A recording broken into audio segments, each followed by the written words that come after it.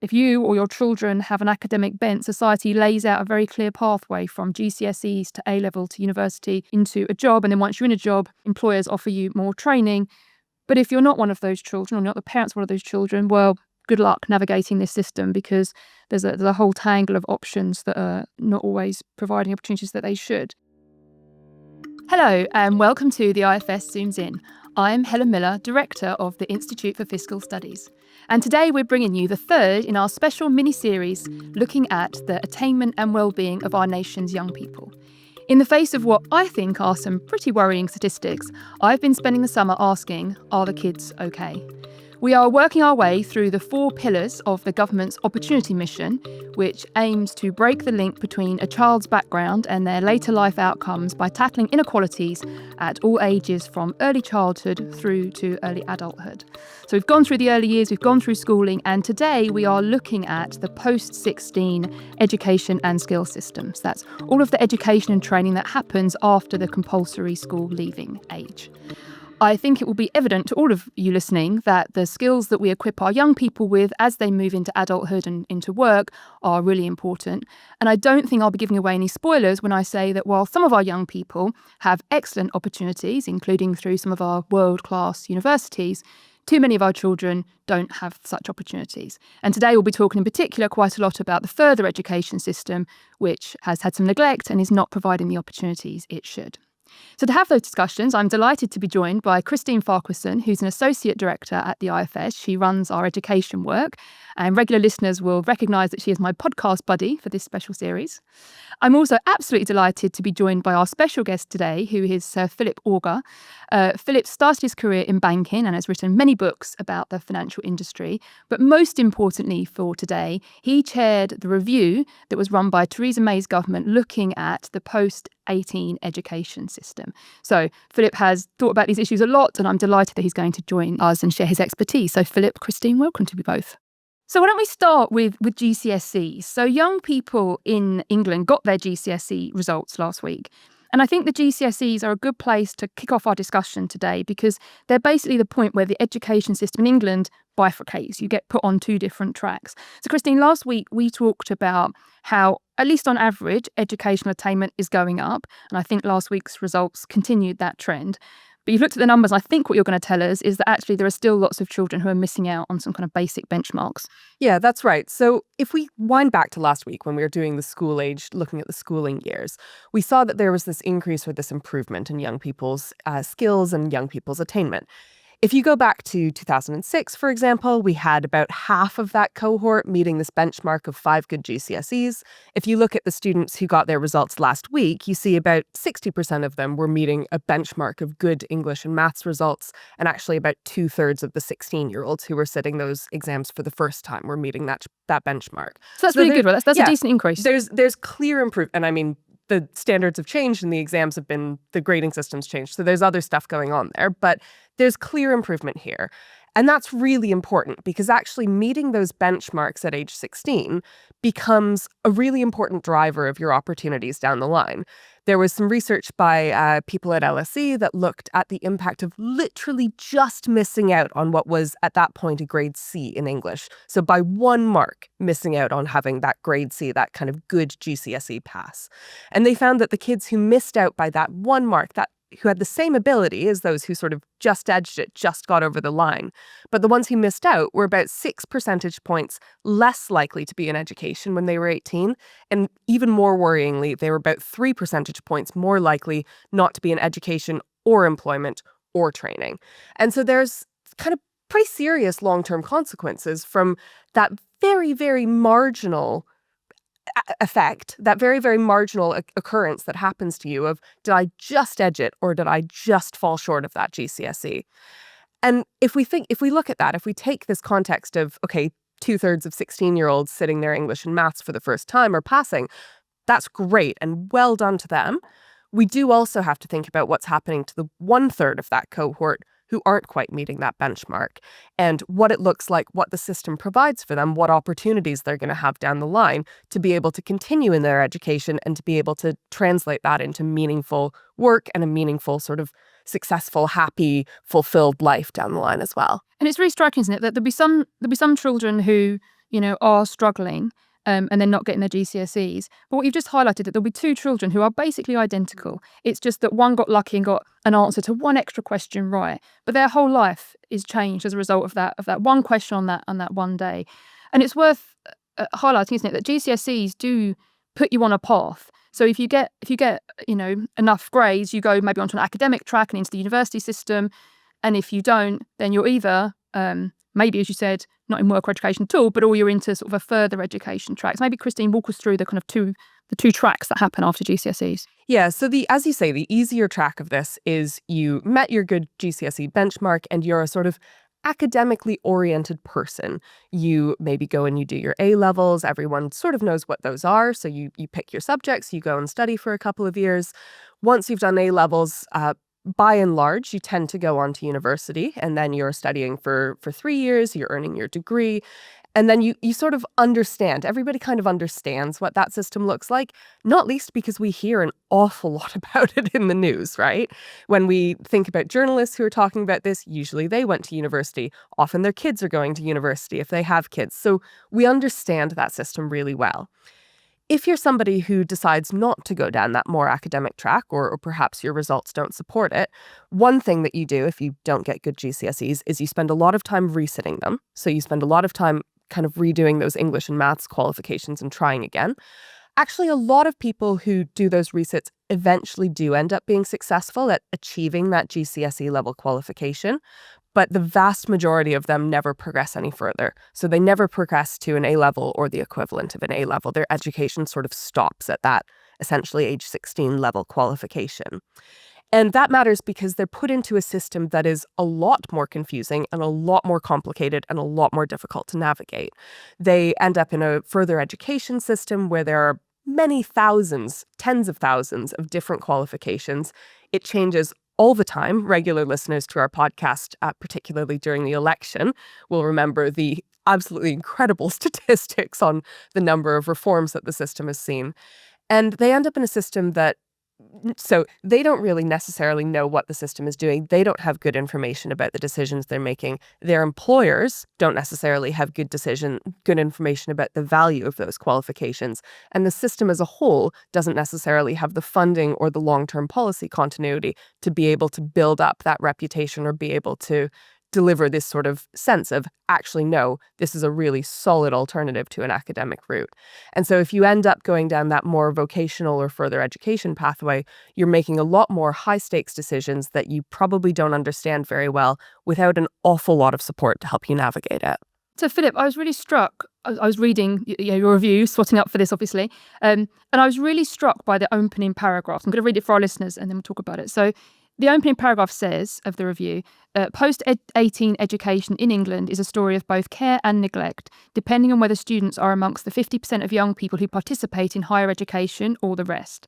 It goes on to say that the core message of the panel is that, and I quote again, the disparity simply has to be addressed. Doing so is a matter of fairness and equity and is likely to bring considerable social and economic benefits to individuals and the country at large. So I guess, before we get into the weeds of all the details, just at a very high level, to what extent do you think the problem we have is basically just this unloved further education system that Christine kind of just sketched out? Or is the problem more broadly that we have these two different tracks, actually each of which have problems of their own? It's interesting you pick out that part of the review, Helen. I actually remember writing that. I remember the moment I wrote it, and it was quite near the end of the process. I'd been working with 5 panel members, real experts on the sector, covering the whole spectrum of it. And we were getting towards the end of sort of producing the report, and I thought, look, let's just sit down and step back a bit from it and think through what the core message about this really is. And as as you said in the introduction, there's a lot spoken about and written about HE, not much about FE.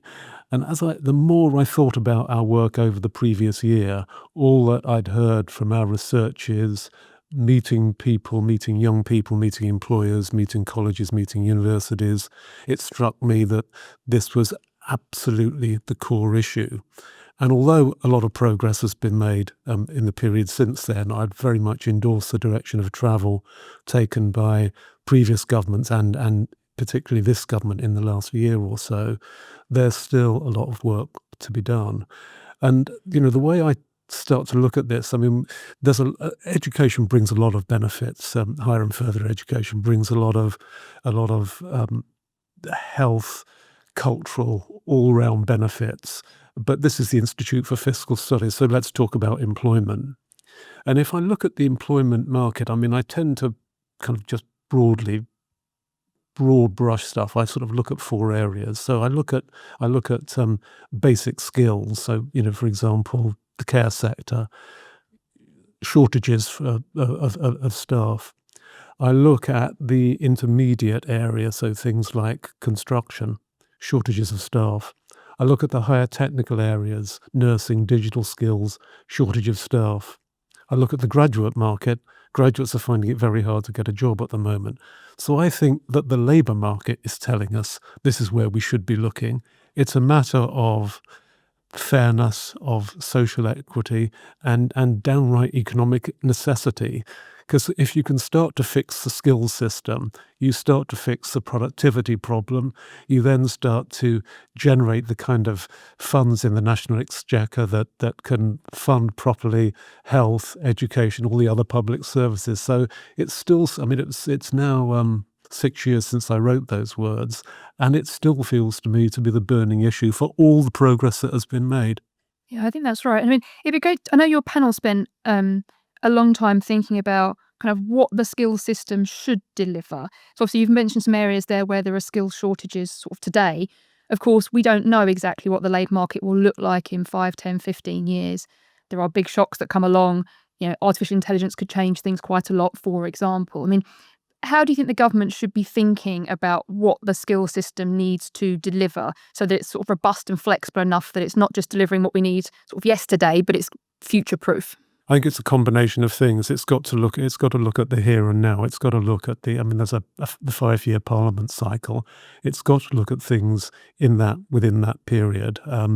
And there are some quick fixes that can be achieved there. We might talk about them later on. And some things have been started. There are quite a lot of opportunities out there.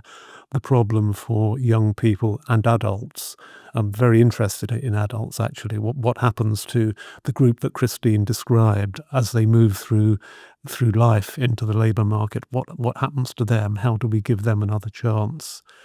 But you have to recognise that in addition to the short term, there has to be some long-term planning.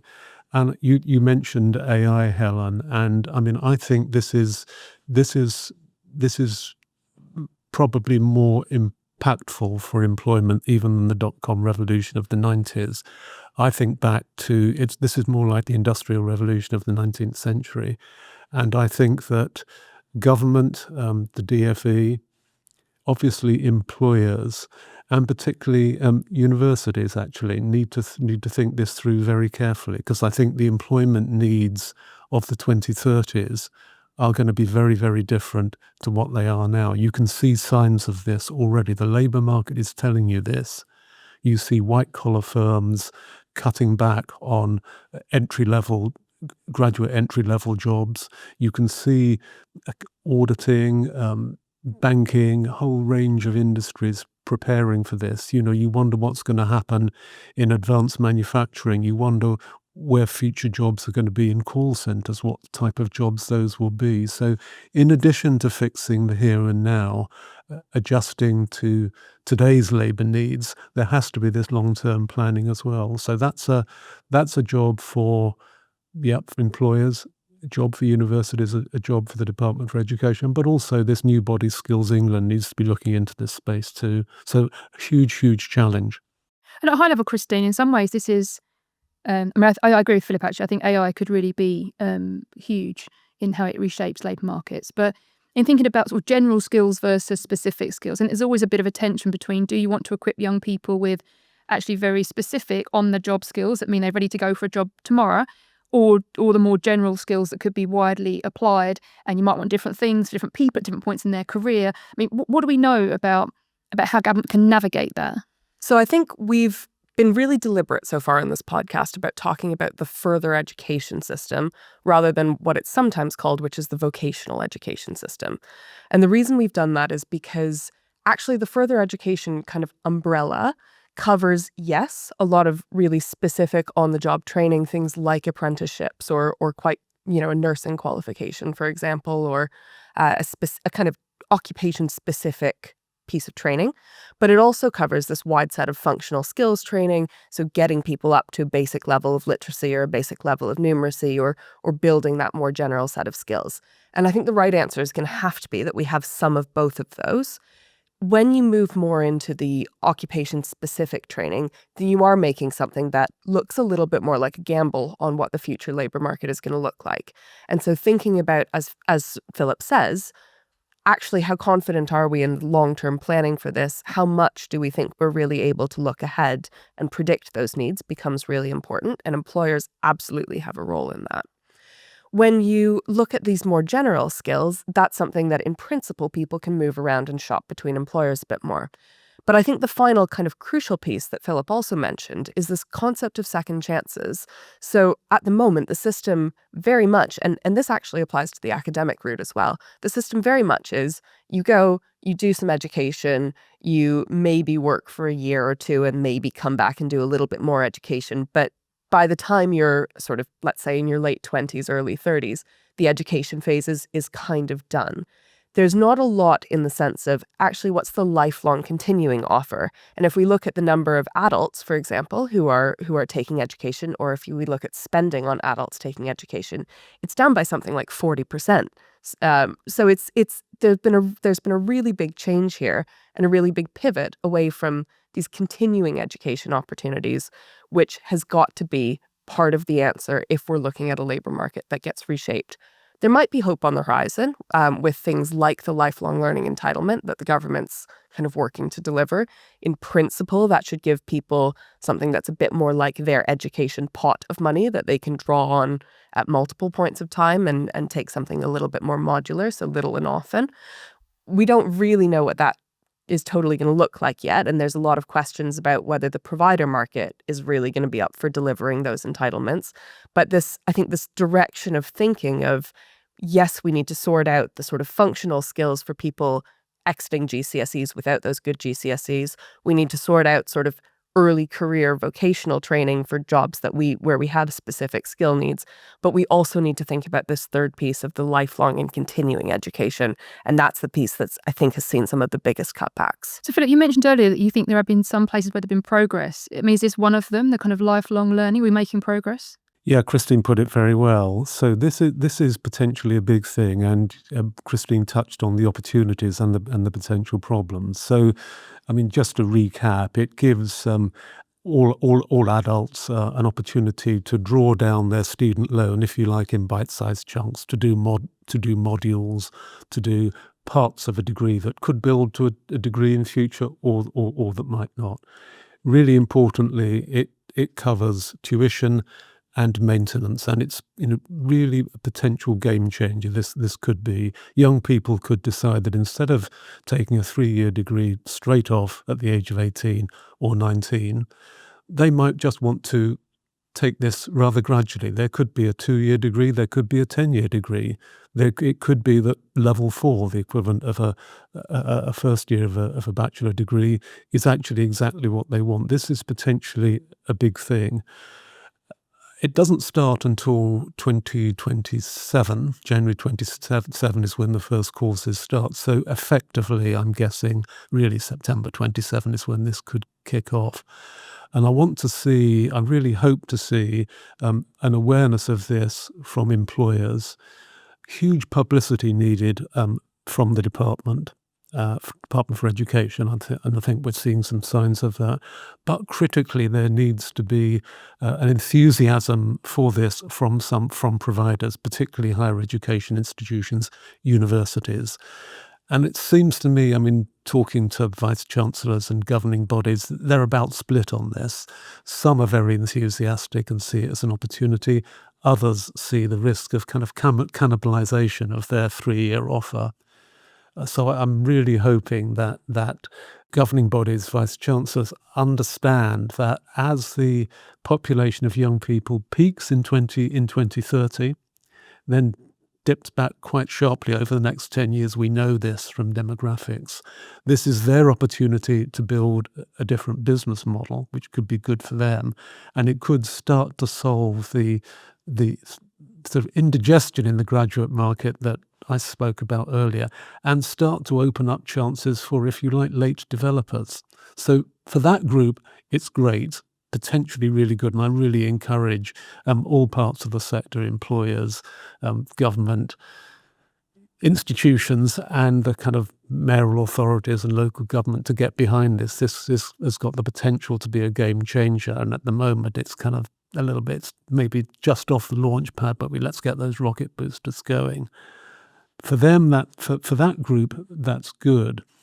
But there are still parts of the market that are of the employment market that are really undersupplied. I mean, what happens, for example, if you're working in a call center at the moment, the job isn't going anywhere, you feel threatened by AI, and you want to retrain to be a brickie or an electrician. There are short courses out there, but finding a way around them is frankly a nightmare. None of those courses, as far as I'm aware, come with any maintenance help.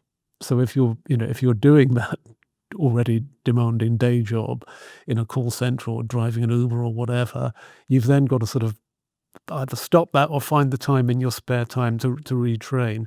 There needs to be, and some good steps have been taken, and there are some things out there, some short courses out there, but people need help to navigate them. They need help to live while they're doing them, and it somehow all needs tying together. And that is a potential role for Skills England. Actually, Skills England it's now mandatory required to work with combined authorities, with employers, to pull all this together. So this is a very important piece of the landscape, Skills England, really, really crucial. I was going to ask you about Skills England, because the more I've been reading about this, the more it does seem like they're just big coordination information problems. So even if we have this new system of lifelong, the POTS, it's going to take I think you were talking about this earlier, Christine, quite a lot of effort just to make sure that there are good courses on offer, that different places are offering different kinds of courses. Maybe some universities need to offer courses, some local further education colleges. Lots of players need to be offering courses. Employers need to understand what this is. And I think we can all understand why they'll be sceptical of yet another change in the system. They'll maybe ignore it for a while until they know it's stable. And I mean, young people and their families will be planning for 2027 already. For the people who are thinking they'll be in the system in a couple of years, they're already planning. So it's not, they can't wait until that year. So I mean, how big an issue do you think this coordination information problem is? And is Skills England at the heart of it and enough? Or does the government need to be taking a more active role in making sure that all these things are aligned, that you have good courses, employers understand them, people know how to navigate them, and they get help navigating them? I mean, I guess, how optimistic are you that this can actually get off the ground? All of that is true. All of that is true. Skills England is the central piece in all of this, but there are other government departments involved as well. Business, science and technology is involved. But the industrial strategy document is, I mean, I've read a lot of these over my working life. This one is really good. I really liked it. The IS8, the core sectors, and there's quite a lot in there about FE, and there'll be a skills white paper coming out at some point, I presume over the autumn, and one would imagine there's a lot about FE in that as well. But so the industrial strategy talks about 65,000 extra places in priority sectors for 16 to 19-year-olds. That's a big chunky commitment. An extra 400 million this year for 16 to 19-year-olds. That's important as well. There's a refunding going on of 16 to 19 education, which is great. Do people know about it? Do people know what it offers? And so this information route, I think, and you can't just blame schools and colleges for not making this clear. I follow these sectors quite closely. I get lost. Careers advisors are going to get lost. Let's just get the communication clear, simplified. That is something that Skills England should be able to do in conjunction with combined authorities and employers and other government departments. You've touched on in your analysis at the beginning, Helen, the issue that we face. The stuff's out there, let's pull it together and make it happen. I think that's right. And I think that particularly coordinating and communicating role is super important. It is not something that's traditionally been done well. I sometimes struggle with this sector, with the policy push towards devolution. You hear a lot of governments say, actually, what we want is we want local authorities involved. We want to understand and reflect local labor markets, local labor market needs. And therefore, we think there needs to be a really big local voice versus this sense of, well, we're going to coordinate centrally and we're going to have a national authority and we're going to have a lot of national oversight. I think there's a way that can work well, but I think that in the past, it's been quite piecemeal of, we're going to devolve lots of the adult education budget, but actually we're going to put lots of requirements on how local authorities effectively spend that. So there really isn't very much discretion there at all. Or, we want local authorities to be talking to local employers and reflecting their local labor markets. But also we have national priorities and we're going to try and enforce where some of those places are happening or where we think industry should be. And by the way, we also want to be supporting geographic mobility so that if you're somebody who could be a really fantastic steel mill operative, but you're growing up in the Southwest, do you need to move somewhere else to do your training, or do you do your training locally? And if you're 16 or if you're 18 or if you're 20 and you don't have any maintenance support and you don't have really the ability to live outside of where your parents are living and staying at home, those kind of geographical questions become really interesting and challenging as well. They do. And I mean, the tension between devolution and the Department for Education's kind of tendency to micromanage is a real one. I've been working at the DFE on and off and never full-time since 2004. So this goes back over many governments, over many permanent secretaries, and the temptation to get over-involved is always there. Right now, having set up Skills England, admittedly as a departmental agency, having given it the mandate to work with the combined authorities and employers, it's got to get that sort of loose, tight balance right. Crucial. There's a big question here, I guess, about who should be deciding kind of what courses are offered, when, and who gets access to whatever help the government offers. I mean, to what extent do you think there is a clear view, either from the evidence or kind of within the Department of Education, about, what's the role of employers saying we need these skills, of young people saying I'm interested in this and want to do this, or of some form of government, be it local or national, saying, but these are the courses we're going to offer? I mean, how is there a clear view in policymaking about the split between those things? It's back to that point that you made earlier in the conversation, Helen, between the fixing the here and now and the long-term strategic planning. And employers can do both, but the labour market is already telling us where the short-term skills are. And actually the labour market is also telling us in a way that AI is something that we really have to worry about. That's why these white-collar, the level entry white-collar jobs are getting more and more scarce. So it's a bit of each. Everyone has to do this, and there needs to be a proper kind of almost sort of it's I want to say think tank, but you are a think tank. But there needs to be somewhere in government. There needs to be a kind of coordination function pulling all this together. I'm going to come back to funding in a minute, actually. But first, I want to talk about this, just push on this information point as well, Christine, because obviously it's really important that the young people that are making these choices have good information, because ultimately the people themselves and their families have to make a choice about what route to go down to some degree. And Christine, we've done lots of work on the returns to degrees and further education. I mean, do we know enough? What do we know? I think we have pretty good evidence now that for most people, going to university is a pretty good financial investment, or at least it has been in the past. There's always a question of, as you say, we're facing down lots of big labor market shocks. What happens there? What happens in a world where we have more modular qualifications? But what we can say from the evidence we have so far is that most people who go to university see a financial return from that, on the order of about £150,000 in discounted lifetime earnings, net of their sort of additional tax. So that's pretty chunky. Importantly, though, that's not going to be the case for everybody. So we see for about 1 in 5 young people who go to university, financially, they don't seem to be seeing a big return from that. And indeed, they might end up financially worse off than if they hadn't gone and got that degree. It depends a lot what you study. So if you're doing economics, we really like to encourage people to do economics. One great reason is that it's one of the higher return degrees. So potentially a great financial investment, as well as a fascinating subject to work on. Others are available. Law and medicine and other high return subjects are available. On the other end of the spectrum, things like creative arts tend to have a much lower financial return, and so doing a degree in that may not financially make as much sense. I'm really stressing financially because, of course, there are going to be other reasons and other returns and happiness or satisfaction or health or lots of other things that go into that decision. It's not all about the money, but the money is important. So that's the sort of university end of things where we have I would say a reasonable sense. We always want more evidence, but a reasonable sense of what's happening.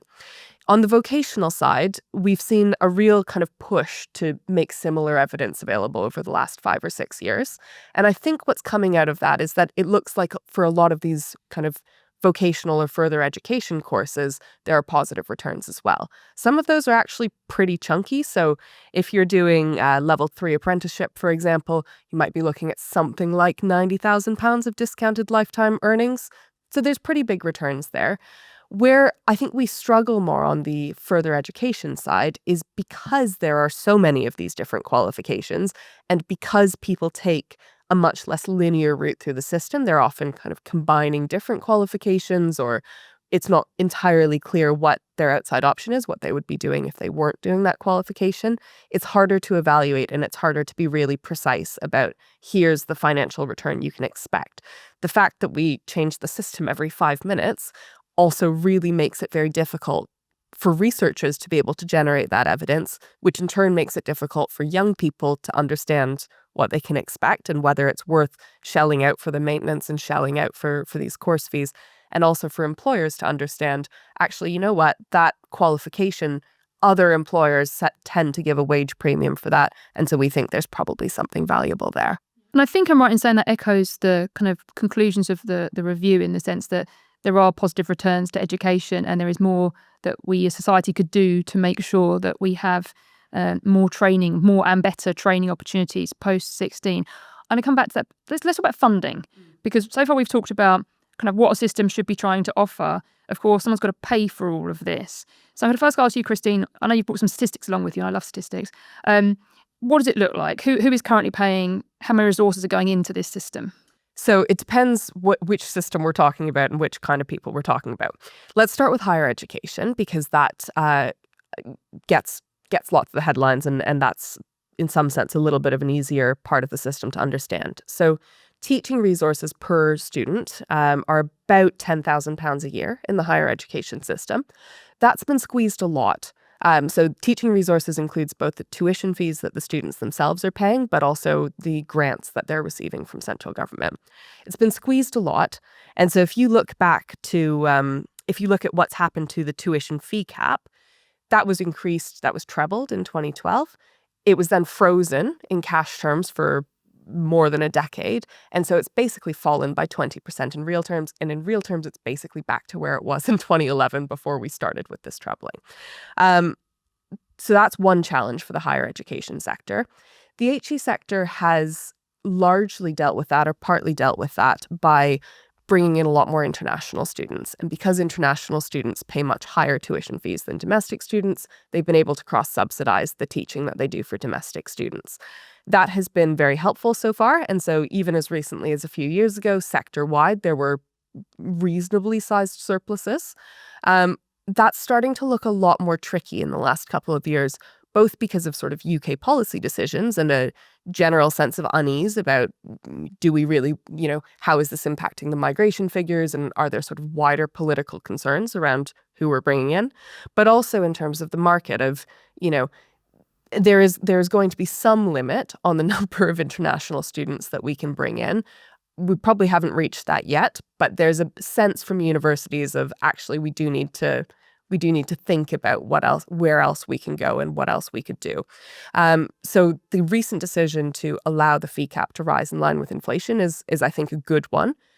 that's not going to help recover any of the falls that we've seen in that fee cap. That's just going to kind of freeze things as they are and prevent that fee cap from getting eroded further. And could we just pause there? I want to bring Philip in. I mean, do you agree? I agree particularly with the point you made at the start of that little section, Christine, that there's more to university than simply financial returns, but financial returns do matter. In terms of the HE sector's sort of financial stability, the view I have, and this is a personal view rather than necessarily the view of the panel that I chaired, the trebling of fees in 2012 was no doubt well-intentioned, but it was too much too soon, and it led to something of a sort of sugar rush amongst higher education institutions. Some spent it wisely, with contingency planning in place, scenario analysis, building up reserves. Others kind of went too far too soon, built up debt levels, and they're the institutions that are kind of struggling now. Where we are now, though, I think that the fee freeze went on too long.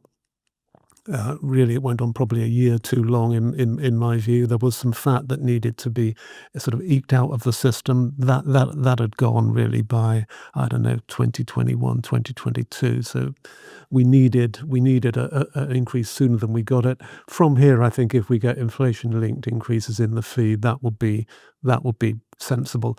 I particularly like the strategic grant, and if I was to put more public money into HE, it would be via the strategic grant rather than simply through fee increases, because the strategic grant enables central authority, enables government to start to answer some of those longer term strategic questions we were discussing earlier. There's basically a special grant to higher education institutions to guide what they offer. Yeah, to guide what they offer, to fund the high cost to deliver courses, to put in properly targeted money to help the disadvantaged. We were very disappointed on the panel that one of our core recommendations, which was to introduce means-tested maintenance grants for young people, for disadvantaged young people, has never been adopted. That was really a big part of our recommendations, and I'm personally disappointed to see that. The current sort of fiscal scenario, I doubt whether that's going to happen anytime soon, but that would help a lot of these issues. I have a lot of personal sympathy with the maintenance grant point, because I don't think I would have got through university without a maintenance grant. I think I would have potentially been cut out of that whole system. So HE, as you said earlier, universities are often in the news, you hear the problems about them, but FE has had a much tougher time, right, Christine? Yeah, and I would really echo Philip's point, actually, about we've seen a big decrease in university resources. That's not saying anything about what the right level should be, and UK universities are still relatively well-funded compared to many other international institutions. They're also very well-funded compared to the further education system. So if teaching resources of about 10,000 per student for the university side, if you look at 16 to 18-year-old FE learners, it's about 40% less than that. And so these institutions are dealing with very different levels of resource to try and deliver education. Now, FE institutions often are delivering some of these more technical or more costly courses as well. And the squeeze that we've seen in the FE sector has been really extreme. So FE resources tend to go up by less in good times, and they tend to be cut by more in bad times. College spending is down 11% in real terms per student since 2010. School sixth forms down 23% per student since 2010. So there's a real sense that the sector has been squeezed and squeezed and squeezed and squeezed, and is trying to kind of keep the show on the road, but is not in the news and doesn't seem to be necessarily usually the priority when there is extra education spending going. That's certainly true. Now, there've been some more encouraging messages actually out of the last 2 or 3 Conservative governments, and particularly under the current government. It's the profile of FE has increased.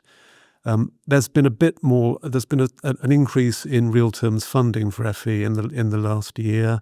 There's been a big injection of capital investment to sort of start to fix the crumbling estate. There have been some retention packages for FE teachers in high priority subjects, in the STEM subjects. There's been this investment in 16 to 19 all of which is welcome. But the core rate needs to go up. And, the kind of thing that sort of makes me kind of despair in a sense is that you look at the Adult Skills Fund. So this is for 19 plus out there but there's a group we talked about earlier. There's a 3% cut in the Adult Skills Fund last time round. This needs to be not cut by 3%, but increased by 10-15% if we're going to fix the kind of employment problems, the life chance problems, the social inequity that we discussed before. The government's making the right kind of noises, and it's great to see FE getting a share of national attention in the media and in Parliament. But we have to back this up with money. It's actually encouraging to me that this podcast has been largely about FE, because normally whenever I get invited to do a podcast on post-18 education or write about it or speak about it, they just want to talk about HE. HE is really important. HE is where a lot of the great research and innovation goes, and it transforms the lives, opportunities of most people that go into it. But, most people don't go into it. It's great that there's this rebalancing occurring. Now let's just put the money behind it.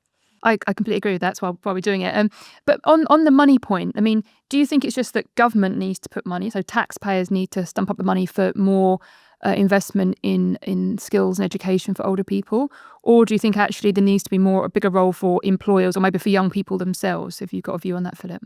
Yeah, definitely employers. We haven't spoken much about apprenticeships. They're hardly featured in this conversation. We probably should touch on it. So the old apprenticeship levy has been replaced by a growth and skills levy, which is really important. It gives greater flexibility for employers to do different things. I quite like the changes that have been made in apprenticeships already, loosening the requirements for English and maths, giving the potential for shorter apprenticeships, cutting out effectively funding for level 7 apprenticeships, which never seemed to me to be right. So the right steps are being taken there, but we need to see more. But using the freedom in the growth and skills levy for employers to do other things besides apprenticeships, is potentially important. Employers have to step up to the plate here, and I've followed industry and business, pretty much for all of my working career, and employers quite often I can't get the staff is quite often an excuse for bad management. Now, on this occasion, they can't get the staff because the skills aren't there, but there needs to be honesty and in self-appraisal on the part of employers, and it's never a kind of magic bullet. It's always a combination of government, institutions, and business working together. I can see you nodding along here, Christine. Yeah, and I think that becomes a really important point when we think about the equity in the system or inequalities and opportunities in the system. What we've seen if we look at business training is there's been a real fall in the share of workers who say that they're receiving training from their employer. But as importantly, we see a really big gradient in who gets training. If you're coming into your job with a degree, you're vastly more likely to receive training from your employer in an ongoing way than if you're coming in with an A-level qualification or if you're coming in just out of GCSEs with that level 2 qualification. And so what that means is that there's the sense that on-the-job training, those who have more will be given, and you end up with an increase in inequalities in skills and inequalities in wages being driven by this employer perspective on who gets training. And that's why this partnership model where government is coming in and thinking about where do we need the basic skills to be, where do we bring in employers to do that more specialist training where they know best what they need, that becomes really important. So I should start drawing this to a close, although I'm sure we could be here all morning. I just want to pick up first on this point about parity of esteem. There's clearly not a parity of esteem between higher education and further education. To what extent, Christine, do you think if we just sort of sorted out that problem, it would help with lots of other problems? I think that makes a lot of things easier because one point we keep coming back to in this podcast has been around information and understanding. To what extent do young people and their employers understand the value of some of these further education qualifications? If they're talked about more, if there's more media attention on them, if there's more sense of better comms, here's what we know, here's what we can tell you. I think that does help with people who are navigating those systems and making those decisions. But I also think we have to be a little bit careful when we think about what parity of esteem actually means, because, I said earlier, in my view, the FE system, yes, is covering those sort of level 3, level 4, level 5 qualifications that are meant to be equivalent to some of the more academic track qualifications. If you have a young person who's going and doing a degree apprenticeship, that should absolutely have parity of esteem with somebody who's going and doing a degree in the same subject. We should really work on valuing that. But in some sense, you also have to think about the FE system as providing those basic skills, those foundational skills courses, and trying to bring up and support the people who maybe didn't get it the first time around, or maybe need that extra support at a lower level of skill. And it's a little bit silly, or it's just not going to happen to say your functional skills course should have parity of esteem with my degree. So we need to be a little bit more careful about where we want to see parity of esteem, without using that as an excuse to pivot the FE system just to focusing on those really high value, really high level qualifications, and not forget about that kind of basic set of skills, which is really important for bringing up the tail. And that's going to be really important for economic growth as well. It seems to me that, taking the point you just made, what we can have parity of is the importance of it's yes, it'd be great if everyone was, doing lots of high advanced skills, but actually for the people who need those foundational skills, it's really important that we get them to them, and it's that we should think as hard about that as we do other things. Philip, stepping back, your review had a huge remit, trying to think about a joined up system that's, accessible, that's funded properly, that works for students, taxpayers, that incentivises choice and competition. I'm sort of reading from the remit of the report.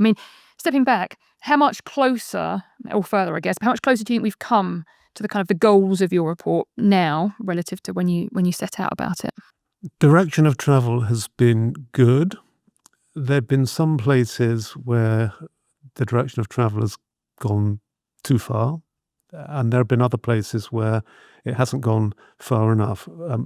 We wanted to see a bearing down on what we described as low quality HE, which was a phrase that universities and the media kind of picked on, didn't frankly like. But that was important because we were trying to focus on the courses at some courses at some universities where progression rates were just not good enough. I think, and there's been a better debate on that. I like that. I'm pleased to see that there's been a bearing down on what we thought was slack in the finances of the HE system, but that has gone too far. That was persisted with for a year or two too long. The FE side, there've been some good things that happened. The government talks about FE much more. There's been just recently an increase in real spending on FE. Very, very welcome. Some good things are kind of going on. They all need joining together. The funding needs to kind of be given a turbo charge. Is the system linked together better? I'm not really sure, but I do think that lifelong learning, the potential for people from 2027 onwards to draw down their student loan for tuition and maintenance in bite-sized chunks has got the potential to join the dots at that top level. Going down a bit, this is really where Skills England has to come in. If Skills England works, yes, you've got that joined up system. If Skills England joins the ranks of its predecessors, which come and go, then we won't have got very far. And I think the DfE, the Department of Education, has promised us a skills white paper sometime this year. So this is a good time to ask. Of all the recommendations you had, what would you say to policymakers now? So for all the policymakers listening, what should they be doing now? It's that piece that you picked out right at the beginning, Helen. It's the other 50%. Everyone's nodding along heartily. So let me try to wrap up and then we should say goodbye. I am really struck that the review that you chaired led off with this point about a system that has both signs of care and neglect. And I think if the average person had only seen that headline, they might have guessed that the neglect was about some of the universities that are struggling financially. I think people often don't even consider that a review of post-18 education might include anything other than university, even though, as you said, for about half of people, further education is where it's at. And that's because of the dominance of universities in our public debate. And of course, universities are right for some people, but they're self-evidently not right for everyone. And I'm really struck by the degree of neglect for further education. And the more I've thought about it across this conversation, the more shocking it is, actually, I think. Further education barely ever gets a mention in our public debates, maybe a bit more recently, but not very much. It strikes me as deeply unjust, actually, that if you or your children have an academic bent, society lays out a very clear pathway from GCSEs to A-level to university into a job. And then once you're in a job, employers offer you more training. But if you're not one of those children or not the parents of one of those children, well, good luck navigating this system, because there's a whole tangle of options that are not always providing opportunities that they should. It seems to me, actually, we have a system that is designed by people with degrees who expect their children to have an academic tract, and that we need more thought to go into making sure that we have a thriving further education system. Ideally, one that we would all be happy for our children to go through if that was the right route for them.